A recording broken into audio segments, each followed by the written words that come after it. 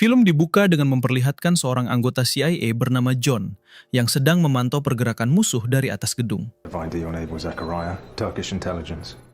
Nampak John tidak sendiri, melainkan dibantu oleh rekannya bernama Ben Malone yang bertugas mengintai musuh dari jarak dekat. Diberitahu kalau Ben ini merupakan anggota senior CIA dan sekarang berpangkat kepala stasiun. Saat ini Ben dan John bertugas untuk mengintai seorang agen rahasia dari Rusia yang dicurigai akan membahayakan pemerintah Amerika. Looking good, sweetheart. Tak lama si agen rahasia itu menyadari kehadiran Ben dan ia langsung mendekatinya. Diberitahu kalau agen rahasia dari Rusia ini bernama Evgeny. Di sini Evgeny mengatakan kalau Ben tidak usah khawatir karena kehadiran dirinya sekarang bukan sedang menjalankan misi dari pemerintah Rusia, melainkan hanya sedang liburan saja. Mendengar hal tersebut, Ben menjawab kalau CIA akan terus memantau pergerakan Evgeny dan sebaiknya Evgeny berlibur di negara lain saja. Today, you have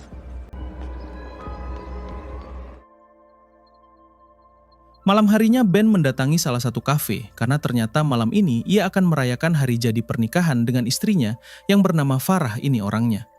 Diberitahu kalau Farah juga merupakan anggota CIA, namun ia bertugas menginput semua data-data tidak di lapangan. Terlihat Ben yang begitu mencintai Farah. Diberitahu mereka juga telah dikaruniai seorang anak laki-laki yang sekarang bekerja di luar kota.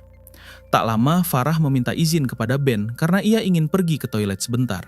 Namun baru saja Farah berjalan beberapa langkah, tiba-tiba akibat ledakan tersebut, Farah harus menjadi korban.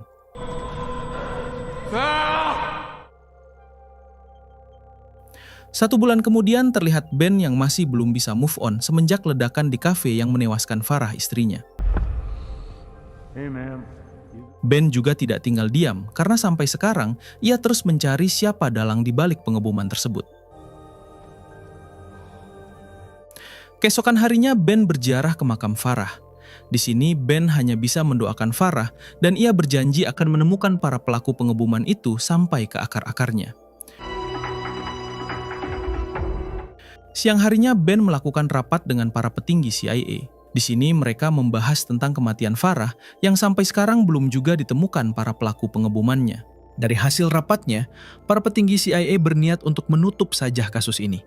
Karena kemungkinan besar, ledakan itu disebabkan oleh kebocoran gas, bukan pengeboman. Mendengar hal tersebut, jelas Ben marah dan langsung pergi meninggalkan rapat tersebut. Ketika di luar, Ben sempat berpapasan dengan direktur CIA yang mengucapkan bela sungkawa kepadanya. What's going on? No loose ends, man. Saat malam hari, tak sengaja Ben melihat berita di laptopnya yang mengabarkan kalau kasus ledakan di kafe resmi ditutup. CIA dan jajaran lainnya telah memutuskan jika ledakan itu hanya sebuah kecelakaan akibat saluran gas yang bocor, bukan teror bom. Melihat itu semua, tentu Ben tidak terima, karena ia yakin kalau Farah istrinya sengaja dihabisi, bukan kecelakaan. Mulai saat ini, Ben berjanji akan menguak kasus tersebut dengan caranya sendiri.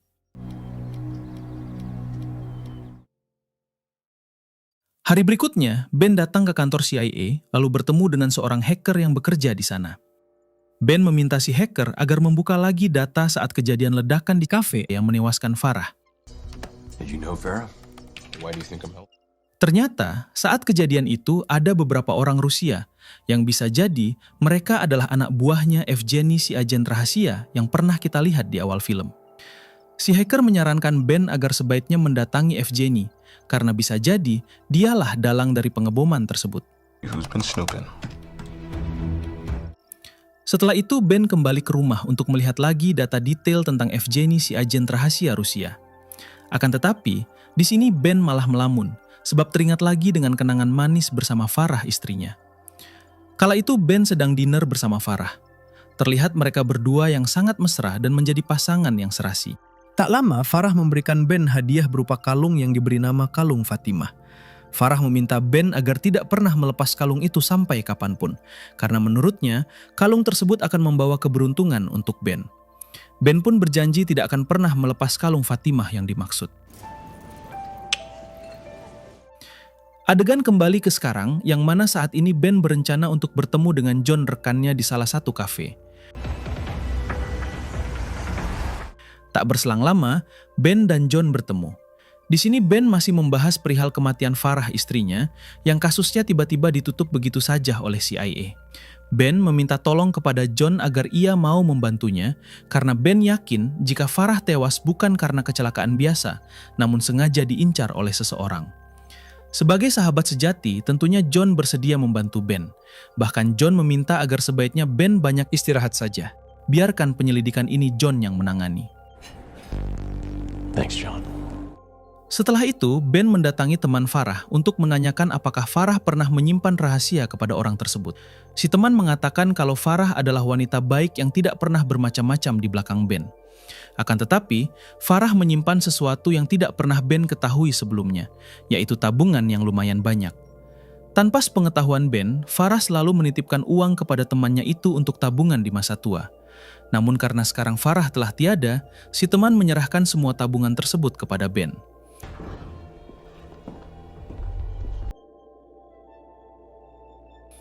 Malam harinya, Ben mendatangi kasino untuk bertemu dengan Evgeny, si agen rahasia dari Rusia. I am what you call. Di sini Ben sempat bermain kartu dengan Evgeny, sambil menanyakan apakah Evgeny dalang di balik ledakan yang menewaskan Farah istrinya. Evgeny yang merasa tersinggung dengan tuduhan Ben, ia langsung memerintah para anak buahnya untuk menghajar Ben hingga terjadilah baku hantam.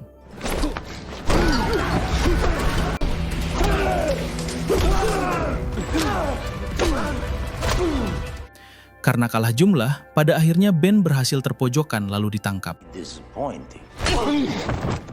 Adegan berpindah kepada putra Ben yang bernama Nick dan sekarang ia sedang bekerja di luar kota. Selama ini Nick tidak sendirian karena ia selalu ditemani oleh pacarnya. Di sini si pacar meminta izin untuk membelikan Nick sarapan, sementara Nick menunggu di kontrakan. Tak berselang lama datanglah 3 orang tim lapangan CIA yang meminta Nick agar ikut bersama mereka. Awalnya Nick menolak karena ia tidak mungkin meninggalkan pacarnya sendirian. Akan tetapi, anggota CIA itu memaksa Nick sambil mengatakan kalau ini semua demi keselamatan Nick dan mereka diperintah oleh Ben ayah Nick. Mau tidak mau, akhirnya Nick hanya bisa menuruti permintaan mereka. Di sisi lain, memperlihatkan Ben yang sedang disandra oleh Evgeny.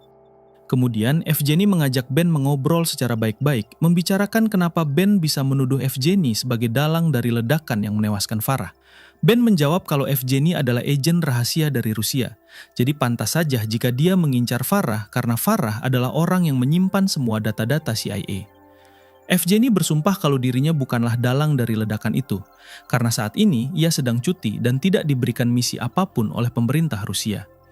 Bahkan Evgeny juga menunjukkan video rekaman CCTV saat kejadian dan terlihat jelas kalau Evgeny tidak berada di sana. Ben menyangkal perkataan Evgeny karena di dalam video tersebut ada seorang pria yang merupakan anak buah Evgeny.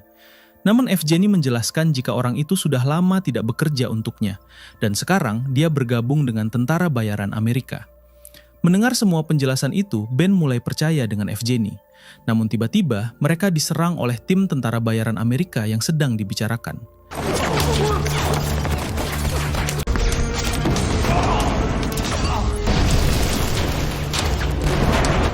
Dalam insiden itu, Evgeny harus tertembak dan ia meminta Ben agar segera melarikan diri dari tempat tersebut.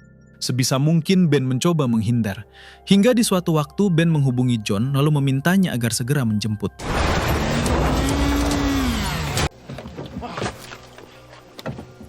Tak butuh waktu lama, untungnya John langsung datang dan segera membawa Ben pergi dari sana. Di tengah perjalanan, Ben sempat menanyakan kenapa John begitu cepat sekali datang.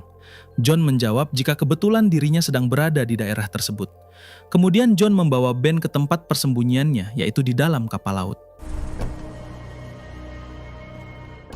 Sebelum masuk ke kapal, Ben sempat meminta John agar menghubungi dulu Nick putranya, karena Ben sangat khawatir kepada dia. Namun John menjawab kalau Nick sudah aman karena dirinya telah mengirim tim lapangan. Ternyata 3 anggota CIA yang menjemput Nick tadi bukanlah suruhan Ben, melainkan suruhan John. Welcome aboard, Ben. Di balik itu, Nick sendiri dibawa ke suatu gedung oleh ketiga anggota CIA. Ketika akan masuk, Nick sempat melawan, namun ia harus kembali tertangkap. Pada akhirnya mereka membawa Nick secara paksa ke dalam gudang tersebut. Kembali pada Ben dan John yang kini sudah di dalam kapal. Di sini John bertanya apakah sebelum tewas Farah pernah memberikan sesuatu kepada Ben. Ben menjawab tidak, dan jika pernah pun seharusnya John tidak perlu tahu karena itu adalah urusan pribadinya. Kemudian John membawa Ben ke suatu ruangan karena ada sesuatu yang harus mereka bicarakan. Namun ketika pintu dibukakan, Ben langsung ditodong oleh beberapa tentara bayaran Amerika yang tadi menyerangnya. Terungkap fakta kalau tim tentara bayaran Amerika tadi menyerang Ben serta Evgeny atas perintah John, dan artinya John adalah seorang pengkhianat. Ben diikat di kursi, lalu ia disiksa menggunakan strum. John terus saja menanyakan sebelum Farah tewas apakah dia pernah memberi sesuatu kepada Ben. Akan tetapi Ben tetap menjawab tidak sehingga membuatnya disiksa lagi.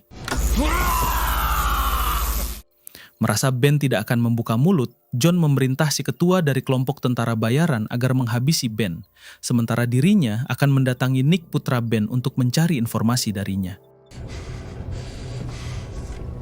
Si ketua tentara bayaran itu mengaku jika dirinya lah orang yang telah meledakkan kafe hingga membuat Farah tewas. Semua ini mereka lakukan tentunya atas perintah dari orang berkuasa di CIA. Mendengar hal tersebut, tentunya Ben terkejut dan ia tidak mengerti memangnya apa kesalahan Farah. Belum sempat si ketua menjawab, tiba-tiba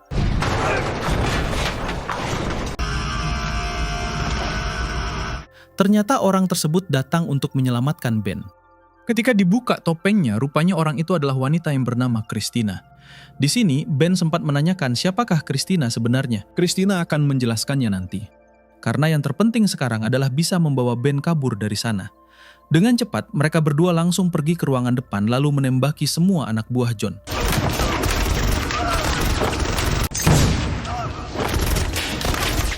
Di tengah peperangan, si ketua tentara bayaran kembali muncul hingga mau tidak mau Ben harus menghadapinya.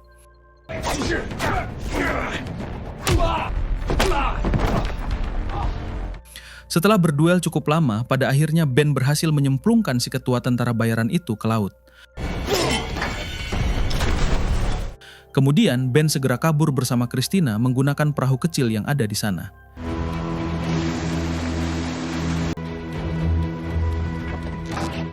Sesampainya di dermaga, Christina langsung membawa Ben pergi menggunakan mobil, karena mereka harus menuju ke tempat rahasia. Di tengah perjalanan, akhirnya Christina mengatakan jika dirinya adalah sahabat dekat Farah, istri Ben. Christina menanyakan apakah Farah pernah memberikan Ben kalung yang diberi nama Fatimah. Ben menjawab ya, sembari menunjukkan kalung tersebut. Ternyata kalung itu adalah sebuah kunci untuk membuka ruangan rahasia Farah. Di dalam ruangan itu, Farah menyimpan laptop dan semua kebusukan CIA. Oleh sebab itulah Farah dilenyapkan karena Farah telah menyimpan data rahasia tentang korupsi besar-besaran yang dilakukan oleh sang direktur CIA. Mendengar semua informasi itu, akhirnya Ben mengerti kenapa istrinya dihabisi. Penculikan Ben beserta Nick putranya juga, itu semua didalangi oleh sang direktur CIA, demi bisa mendapatkan kalung Fatimah untuk membuka ruangan rahasia Farah. Singkatnya, Ben dan Christina telah sampai di ruangan rahasia Farah. Ben segera membuka ruangan itu menggunakan kalungnya lalu masuk ke dalam. Kemudian Ben membuka laptop Farah yang di dalamnya berisi semua data-data kebusukan direktur CIA. Bahkan Ben sampai terkejut tatkala melihat sang direktur yang telah melakukan korupsi sebanyak 271 triliun. Oh, Vera. Setelah itu, Ben menghubungi John dan mengatakan kalau sekarang ia sudah mengetahui semuanya. Bahkan laptop yang berisi kebusukan sang direktur CIA kini telah berada di tangan Ben. Mendengar hal tersebut, John mengancam akan menghabisi Nick putra Ben jika sampai data itu menyebar. Alhasil, Ben dan John pun sepakat untuk melakukan pertukaran antara laptop itu dengan Nick. John langsung mengirimkan lokasi pertemuan mereka yang akan dilakukan hari ini juga. Setelah panggilan itu berakhir, Christina mengatakan lebih baik Ben tidak memberikan laptop tersebut kepada John, karena meskipun laptopnya diberikan Ben dan Nick akan tetap dihabisi. Namun tentunya Ben tidak sebodoh itu, karena tujuan ia bertemu dengan John bukan untuk pertukaran, melainkan menghabisi mereka semua. Mendengar hal tersebut, akhirnya Christina mengerti, dan ia juga akan ikut untuk membantu Ben.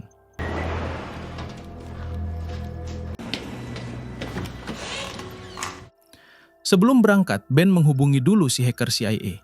Di sini Ben mengirimkan link yang isinya adalah semua bukti korupsi direktur CIA. Ben berpesan jika dirinya tidak kembali, maka si hacker harus menyebarkan semua bukti itu kepada publik. Setelah itu, Ben dan Christina langsung berangkat ke tempat pertemuan dengan John.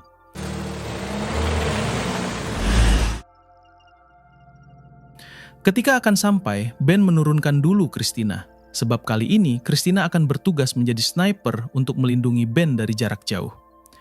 Singkatnya, kini Ben telah bertemu dengan John.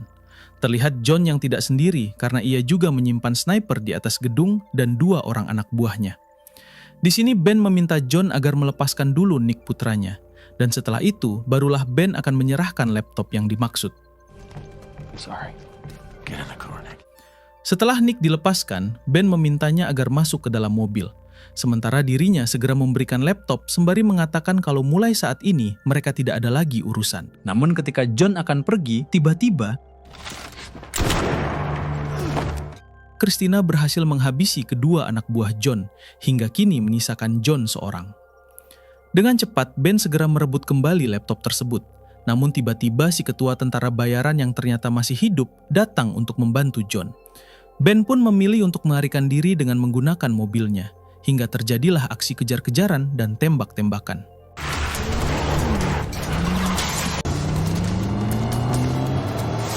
He wants to kill us, and he will, if we don't. Di tengah pengejaran, terlihat mobil Ben yang terus saja diberondong tembakan oleh si ketua tentara bayaran. Hingga Ben meminta Nick putranya agar melakukan perlawanan. Nick yang baru pertama kali memegang senjata, tembakannya pun tidak ada yang mengenai target. Sementara Ben terus saja fokus menyetir sambil mencari cara agar bisa menggulingkan mobil si ketua tentara bayaran. Dan inilah yang terjadi.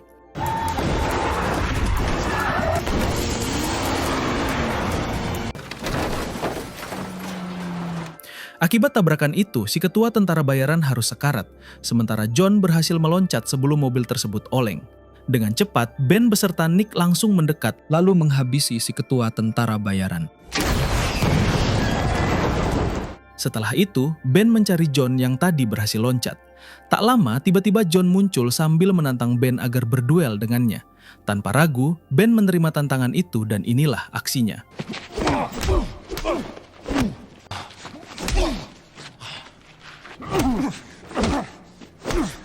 Ben yang sudah sangat kelelahan, ia sempat dibuat kewalahan.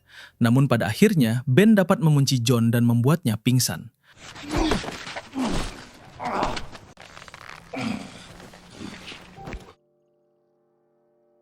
1 jam kemudian, Ben kembali ke lokasi pertemuan tadi untuk menjemput Christina.